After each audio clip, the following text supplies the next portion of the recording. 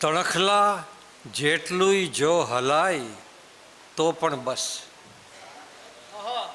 તણખલા જેટલુંય જો હલાય તો પણ બસ. ભલે ગઝલ આ ગઝલ ના ગણાય તો પણ બસ. ને શેર છે મિત્રો, સાંભળજો. સડક કહે છે બગીચાના કાનમાં રાતે. સડક કહે છે બગીચાના કાનમાં રાતે કે એક રાત પૂરતું જો સુવાય તો પણ બસ.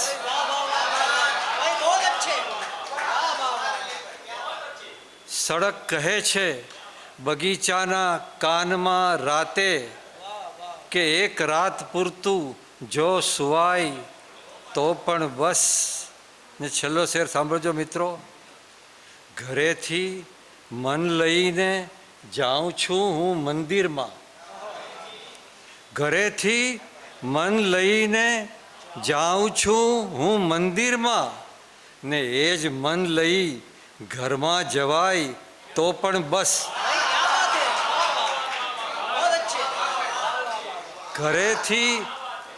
ઘરેથી મન લઈને જાઉં છું હું મંદિરમાં ને એ જ મન લઈ ઘરમાં જવાય તો પણ બસ.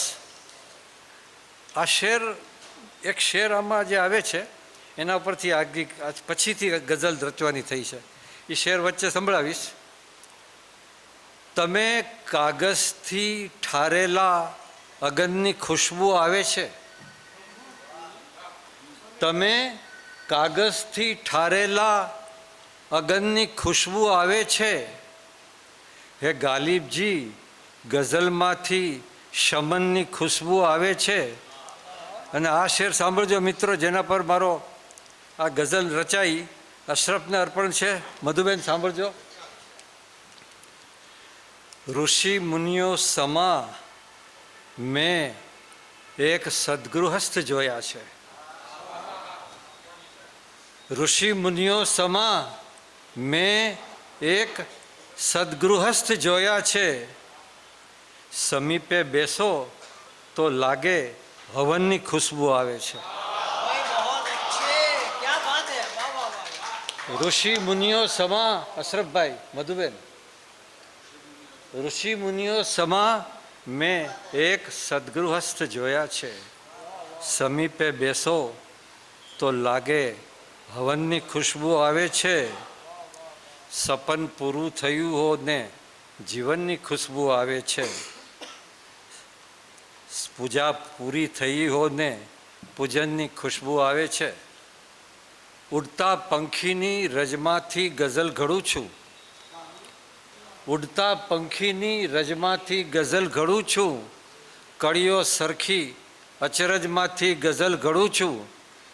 ને શેર સાંભળજો મિત્રો. કાગળિયાની નાતને જમવા તેડી છે. કાગળિયાની નાતને જમવા તેડી છે. ગાલિબ તારા કારજમાંથી ગઝલ ઘડું છું.